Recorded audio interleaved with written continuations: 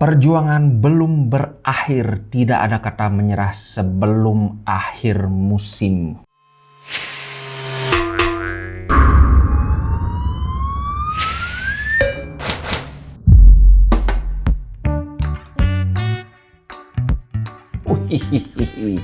Kemarin Milan menang, Inter pun menang, jadi asa kita masih terjaga. Buat kawan-kawan yang mungkin kurang paham, di pekan terakhir nanti Milan hanya butuh hasil seri untuk menjadi Scudetto, karena sekarang perhitungannya itu kita pakai head to head, sedangkan Inter seri sekali lawan Milan dan kalah satu kali yang 2-1 itu, yang padahal kita sempat memimpin itu. Ya, itu nasi sudah menjadi bubur.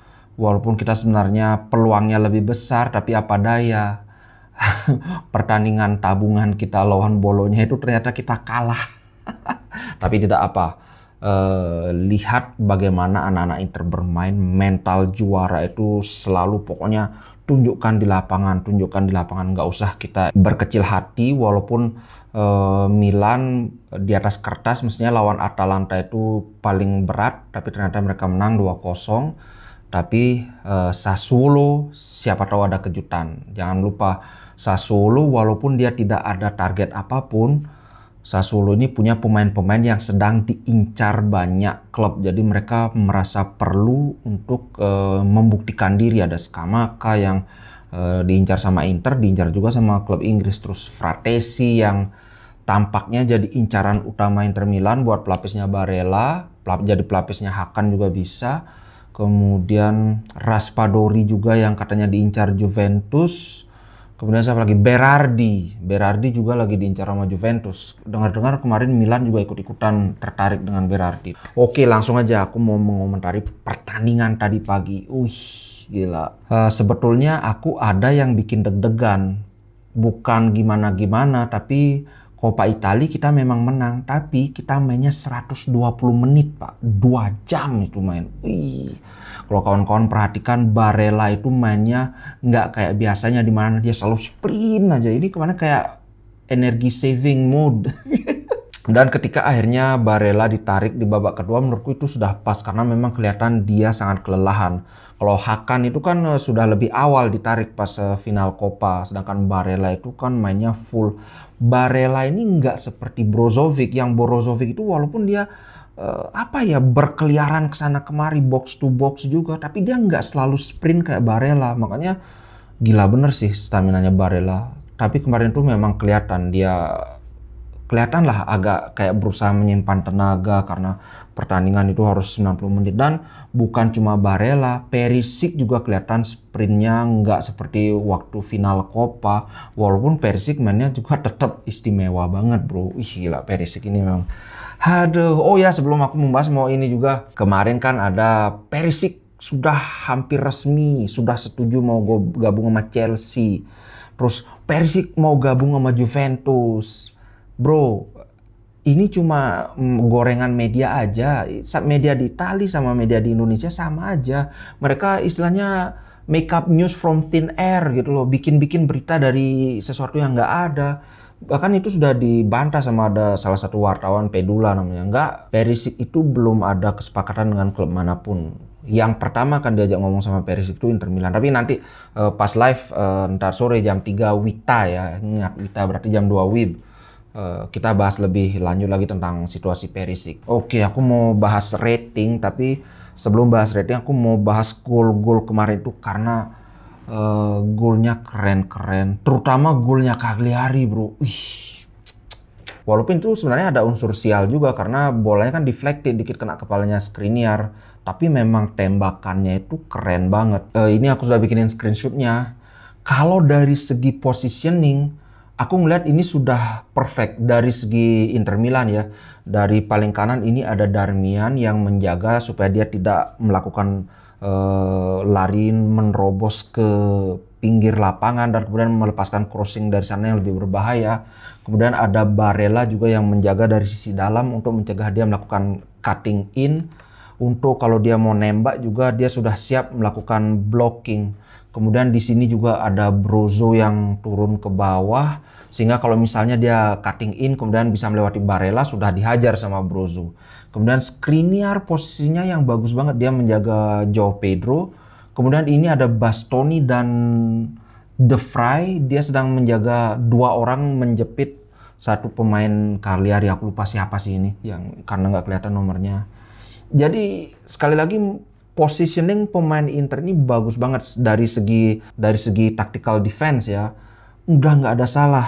Positioning dari Handanovic juga sudah pas banget berdiri di tiang dekat, karena tembakan seperti ini untuk mencapai tiang jauh itu agak susah. Jadi kemungkinan lebih besar itu adalah bola mengarah ke tiang dekat. Jadi ini sudah apa ya? Ya sudah ideal gitu loh. Masalahnya adalah ketika bola ditembak itu kena kepalanya Skriniar dikit dan bola deflected, bola berbelok arah menuju ke tiang jauh. Ini sudah mustahil bisa digapai oleh Handanovic. Menurutku Handanovic tampil sangat bagus. Gol satu-satunya dari Cagliari bukan kesalahan Handanovic. Kalau dibilang apakah itu salahnya Skriniar, ya bukan juga, karena memang tembakannya yang mengarah ke kepalanya dia. Jadi ini menurutku dua faktor. Tembakannya yang sangat bagus dan ada unsur ketidakberuntungan dari kita juga. Kemudian golnya Darmian, ih gila. Itu sih benar-benar dari sayap ke sayap. Ini kita musim ini banyak umpan dari sayap kiri ke sayap kanan, atau sebaliknya dari sayap ke kanan ke sayap kiri. Kemarin juga ada gitu kan. Dumfries juga ada melepaskan crossing yang disundul oleh Perisic, cuma sayang menyamping, melebar. Kemudian gol pertama crossing Perisic sempurna banget, dan umpan yang sempurna kalau tidak bisa diselesaikan dengan baik itu juga nggak akan jadi gol. Kemarin itu jumpingnya Darmian itu benar-benar tepat sekali timingnya, dan dia tinggi, dia melompat lebih dulu dari pemain Cagliari, sehingga ketika pemain Cagliari dia melompat, Darmian udah di atasnya, jadi malah dapat kayak ngebus lompatannya si Darmian. Keren sih golnya Darmian. Aku kemarin bilang, aduh Darmian kurang bagus mainnya. Memang di awal-awal itu kurang bagus Darmian. Tahu-tahu dia ngegol. Waduh. Kemudian gol pertama Lautaro Martinez. Waduh, mantap sekali. Apa yang mantap? Umpannya Barella, bro. Seperti yang aku bilang, Barella itu kelihatan kayak saving energy, tidak seenergik biasanya, tapi tetap Barella itu ada dua kali umpan ke Lautaro Martinez. Dan dua-duanya bisa diselamatkan. Yang pertama itu bisa diblok oleh kiper, yang kedua itu kena tiang. Pas habis kena tiang itu diambil lagi sama Toro, ditembak lagi, diblok sama kiper. Jadi mestinya kemarin itu Barella udah 2 assist. Untunglah akhirnya dia dapat assist yang umpan panjang ini dari daerah pertahanan kita. Dia melepaskan umpan yang sangat terukur terhadap Lautaro Martinez. Gila, keren banget sih. Pergerakan Lautaro Martinez itu sudah dia ini dengan jelinya dia menghalangi sehingga nggak bisa dipotong oleh pemain Cagliari. Jadi gol pertama itu dua kombinasi antara umpan yang sangat bagus dari Barella dan pergerakan dari Lautaro Martinez yang berhasil lolos dari jebakan offside. Nah, kemudian gol kedua Lautaro Martinez ini tidak kalah kerennya, gila. Dan ini benar-benar apa ya, gol yang Inter banget. Ini ada build up dari belakang dari Handanovic, umpan lambung ke Korea. Kemudian Korea satu sentuhan kirim bola balik ke Brozovic. Satu sentuhan loh. Dari Brozovic lagi-lagi satu sentuhan umpan lambung ke Gagliardini. Ih, keren sekali. Yang kemarin udah, woi Lord masuk, aduh sekarang dagdikduk. Dan memang beberapa kali seperti biasa Gagliardini itu umpannya sangat susah ditebak. Oleh pemain kita pun sangat susah ditebak, kecuali asisnya dia ke Lautaro Martinez, bro. Ini kalau aku lihat ada kesalahan pemain Cagliari juga. Kalau di sini kita lihat ada penumpukan dua pemain di sini yang tidak jelas dia memarking siapa. Gagliardini lepas, sedangkan pemain ini terlalu jauh ada di sayap. Padahal harusnya dia bisa lebih ke dalam lagi untuk memberikan pressing kepada Gagliardini. Habis itu pemain yang dari sayap tadi berusaha pressing Gagliardini. Kemudian pemain yang di tengah itu justru juga berusaha membantu pressing ke Gagliardini. Akhirnya Toro nggak terkawal sama sekali. Dan umpannya Gagliardini bagus, tapi dalam keadaan seperti ini itu ruang umpannya itu sangat lebar ya, siapapun yang umpan pasti bakalan bagus. Dan yang tidak kalah serunya tentunya finishing dari Lautaro Martinez yang sangat klinis, sangat-sangat klinis, sangat-sangat tenang, bola dicip saja tanpa isi menahan bola. Ingat nggak dulu aku sering komplain Lautaro Martinez ini placing shotnya itu kok kurang banget, tapi semakin kesini semakin bagus. Dia sudah tidak melulu mengandalkan power, bahkan gol yang dia bisa diblok oleh kiper yang kena tiang itu pun dia kan placing, cuma agak sial aja. Ini mestinya Lautaro Martinez sudah hat-trick minimal, cuma kurang beruntung sih aku bilang. Dan lagi-lagi aku ingatkan bro, Lautaro Martinez musim ini sudah mencetak 25 gol di semua kompetisi. Sedangkan musim lalu 19 gol semua kompetisi. Jadi sudah 6 gol lebih banyak daripada musim lalu. Gila, ini kalau dibanding-bandingkan nasibnya Lautaro dan nasibnya Lukaku berbeda jauh. Lukaku walaupun dia dapat gaji yang gede banget, dapat bonus juga dari penjualan itu pasti pemain dapat bonus kan. Tapi dia 0 gelar. Sedangkan Lautaro Martinez dia jadi top scorernya Inter sudah 2 gelar. Makanya aku bilang Lukaku melakukan kesalahan besar. Walaupun dia melakukan kesalahan, walaupun dia nggak dapat gelar, tapi ya duit lah dia dapat banyak. Sedangkan Lautaro kan dapat cuma berapa? 7,5 juta atau berapa kan? Dibandingkan dengan Lukaku yang 13,5 juta bro. Itu hampir 2 kali lipatnya gaji Lautaro Martinez. Tapi tetap Lautaro Martinez harus dipertahankan. Aku mau bahas sedikit aja tentang rating pemain ya, yang penting-penting aja. Ini aku ambil dari Sempre Inter.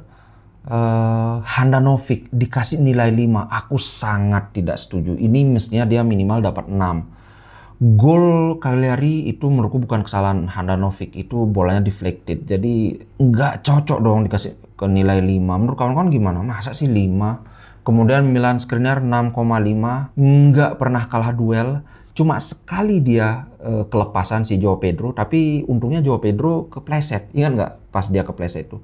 Tapi selebihnya Joao Pedro bermain sangat bagus, tapi ketika udah ketemu sama Skriniar, amblas bro. Skriniar bagus. De Vrij dikasih 6. Skriniar 6,5. Menurutku cocok Stefan De Vrij.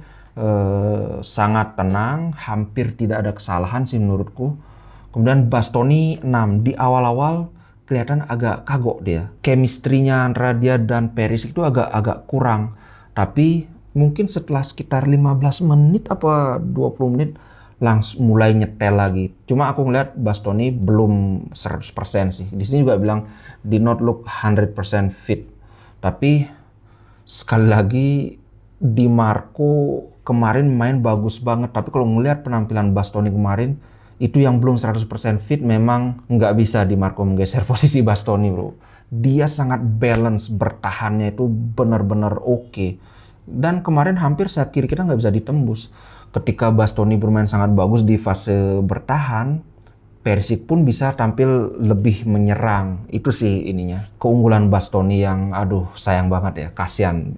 Aku terus terang kasihan sama Di Marco. Dia mainnya bagus tapi Bastoni ini terlalu bagus. Kemudian Nicolo Barella dikasih cuma 6, aku nggak setuju. Ini 6,5 minimal banget. Kalau aku yang kasih nilai 7 lah. Umpan lambung dia ke Lautaro itu keren banget bro. Itu dari umpan itu aja dia sudah dapat 7 mestinya. Cuma memang kelihatan dia capek. Di sini juga kelihatan ini. Played most of the game on energy saving mode. Jadi memainkan sebagian besar dari pertandingan kemarin itu dalam mode hemat energi. Brozo 6,5, seperti biasa dia benar-benar menguasai alur permainan Inter. Hakan dikasih 6. Hakan menurutku 7 bro. Kemarin bagus. Wah, agak sial sih dia nggak dapat assist, tapi menurutku beberapa kali dia melapis posisinya Brozo ketika Brozo maju ke depan atau ketika Brozo melebar ke sayap. Menurutku kemarin bagus banget dia menutup lubang Brozovic. Jangan-jangan musim depan bisa dia menggantikan posisi Brozovic. Jadi kalau kita nggak dapat pelapis Brozovic yang bagus, aku ngelihat si Hakan ini semakin bisa mengisi posisi itu. Gimana menurut kawan-kawan? Apalagi kan defense-nya makin bagus kan. Itu sih menurutku aku lihat kemarin benar-benar oke. Ivan Perisic 7. Wih, mantap. Aku 7,5. Itu ininya dia bagus banget, tembakan dia hampir gol, kemudian assist dia ke Darmian, dan overall 7,5 menurutku loh ya. Lautaro Martinez 7,5, aku setuju 7,5. Kalau man of the match aku setuju Lautaro Martinez. Jadi ketika skor 2-1 memang permainannya masih stagnan, tapi selalu ada resiko Cagliari bisa menyamakan kedudukan kan. Tapi ketika dia mencetak gol kedua, aku sudah kekunci itu menurutku. Udah nggak mungkin bisa mengejar. Itu sih menurutku, makanya cocok banget kalau Toro jadi man of the match. Zeko, aduh jelek. Sorry buat fansnya Zeko, tapi memang kemarin Zeko mainnya kurang bagus. Dikasih nilai 5 menurutku cocok. Korea, nah ini aku kurang setuju. Korea dikasih nilai 5. Menurutku antara 5,5 dan 6. Yang jelas dia mainnya lebih bagus daripada si Zeko, cuma kelihatan masih belum 100%. Tapi link up-nya dia dengan Toro at least lebih kelihatan daripada Zeko dengan Toro. Itu menurutku. Kalau kawan-kawan gimana? Korea bagus ya. Sanchez, seperti yang aku bilang kemarin pas live, ya aku mengerti kenapa Inzaghi lebih mengutamakan untuk memainkan Korea daripada Sanchez, karena Sanchez musim depan udah jauh lebih baik. Kita membangun chemistry antara Korea dengan tim itu sih. Jadi walaupun Sanchez jarang dapat kesempatan, ini bukan karena Sanchez jelek. Dia lepas dari Inter, dia akan masih bermain di level yang tertinggi asal nggak cedera aja. Wah itu sih gila, panjang banget jadinya ya. Pokoknya jangan menyerah dan jangan juga mencari-cari alasan yang nggak gini. Kalau misalnya nanti Milan yang menang, kita harus tetap respect, kita beri selamat. Jangan ngomong wah ini curang, itu mainnya gerasa gerusu.